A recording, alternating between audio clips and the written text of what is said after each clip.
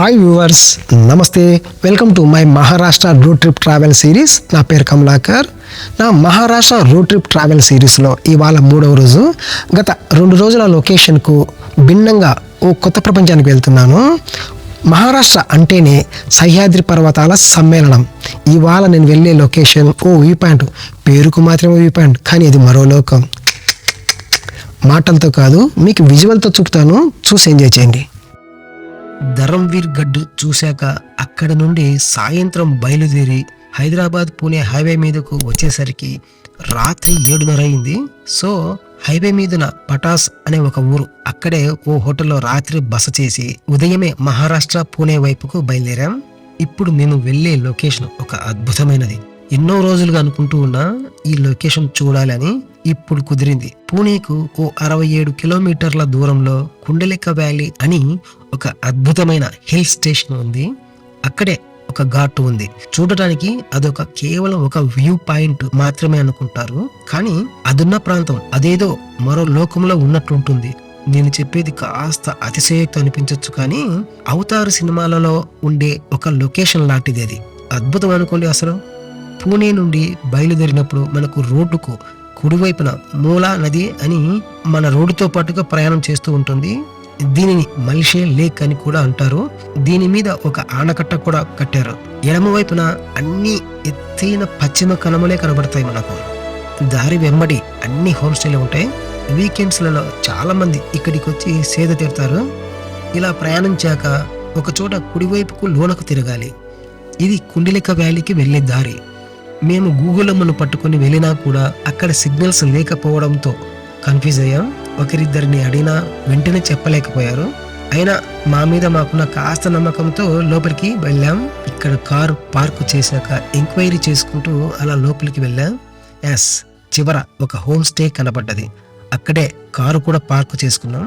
రాత్రికి అక్కడే మా విడిది అని అక్కడి వారికి చెప్పి రూమ్ బుక్ చేసుకున్నాం. ఒక్కొక్కరికి 500 రూపాయలు ఉండటానికి ఛార్జ్ చేస్తున్నారు. అలానే పూటకు 200 రూపాయలు ఫుడ్కు తీసుకుంటున్నారు. కాస్ట్లీనా లేదా పర్లేదా అని తెలియదు, కానీ ఫుడ్ మాత్రం చాలా బాగుంది. మాకు నచ్చింది కూడా. కారణం ఎటువంటి కల్తీ లేని భోజనం దొరికింది మాకు అక్కడ. హోమ్లీ వాతావరణం. ఫుడ్ కూడా మహారాష్ట్ర వారి శైలి అయినా కూడా క్వాలిటీ చాలా బాగుంది. చపాతీల్లోనూ రొట్టెల్లోనూ నో మైదా, అదిదా మెయిన్ పాయింట్ మాకు. కింద డిస్క్రిప్షన్ లో వారి నెంబర్ ఇస్తాను, వెళ్ళాలనుకునే వాళ్ళు వెళ్ళొచ్చు. మధ్యాహ్నం అక్కడ భోజనం చేసి సావ్లా ఘాటు వైపుకు ట్రెక్కింగ్ మొదలు పెట్టాం. కొద్ది దూరం అంతా పచ్చని ల్యాండ్స్కేప్ ఉంటుంది. తర్వాత మెల్లిగా కిందకు దిగాల్సి ఉంటుంది.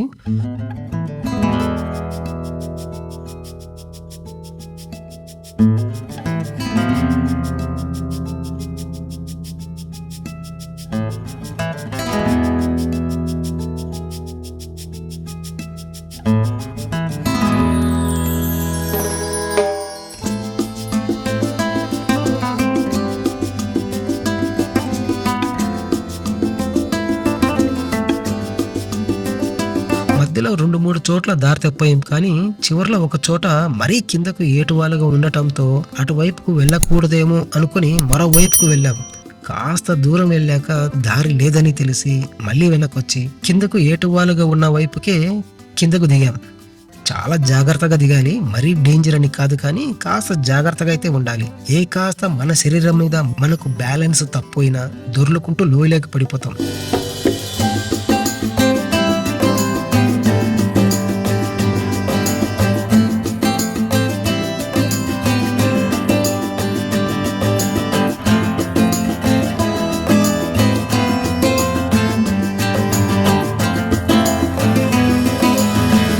రాయికి చిన్న మెట్లలాగా మలిచారు. అక్కడే కాస్త జాగ్రత్త వహించాలి. ఇప్పుడు పర్లేదు, కానీ వర్షాకాలంలో ఇక్కడ ట్రెక్ చేస్తారు చాలా మంది. ఆ సమయంలో మాత్రం ఒళ్ళు జాగ్రత్తగా పెట్టుకొని దిగాలి. ఎందుకంటే ఇక్కడ మొత్తం స్క్రిడ్డీగా ఉంటుంది. జారామా అంతే, మనిషి ఇక కనపడడు. అలా కొండ మీద నుండి మరో కొండకు ఎక్కుతూ దిగుతూ ఓ 2 కొండలు దాటాక 3వ కొండనే మనం చేరవలసిన సావ్లా ఘాట్ అనపడే వ్యూ పాయింట్ యొక్క గమ్యస్థానం.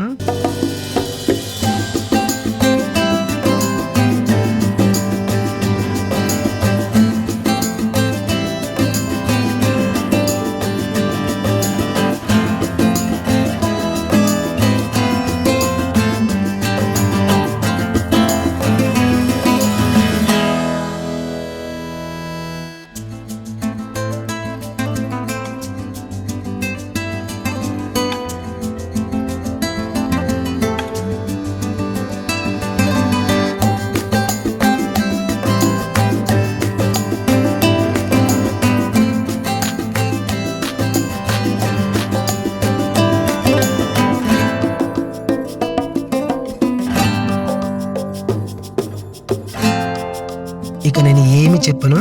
ఈ విజువల్స్ చూస్తూ మీరే ఎంజాయ్ చేయండి.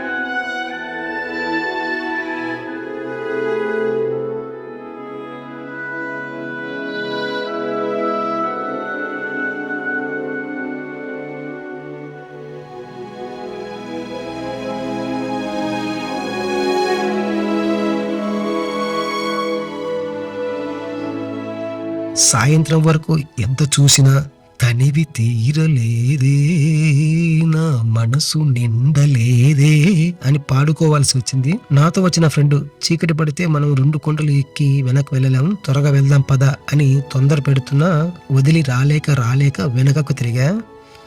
రేపొద్దున మళ్ళీ వద్దామా అని ఫ్రెండ్ని అడిగా. సరేనట్టు తలూపాడు. రాత్రికి హోమ్ స్టేలో బస చేసాము.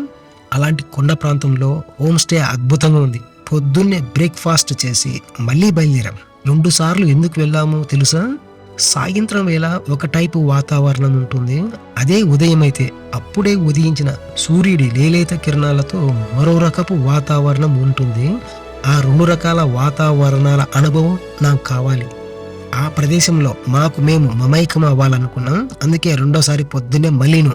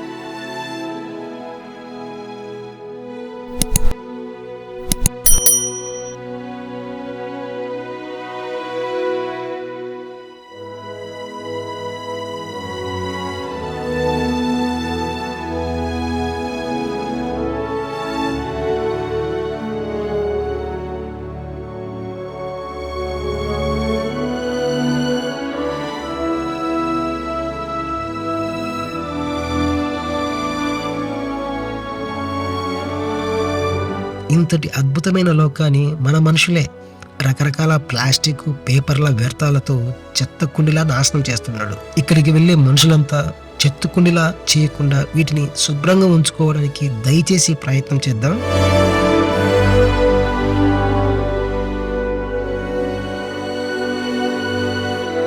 మేమున్న ఈ కొండ ప్రాంతానికి ఎడమ వైపున ఓ 2-3 కిలోమీటర్ల దూరంలో కనబడుతున్నదే అదే దేవకుంటు జలపాతం. కొద్దిగా ధైర్యం చేసి అక్కడికి నా డ్రోన్ పంపా. అక్కడికి కూడా ట్రెక్ చేయడానికి వెళ్తున్నాం ఓ 2-3 రోజుల్లో.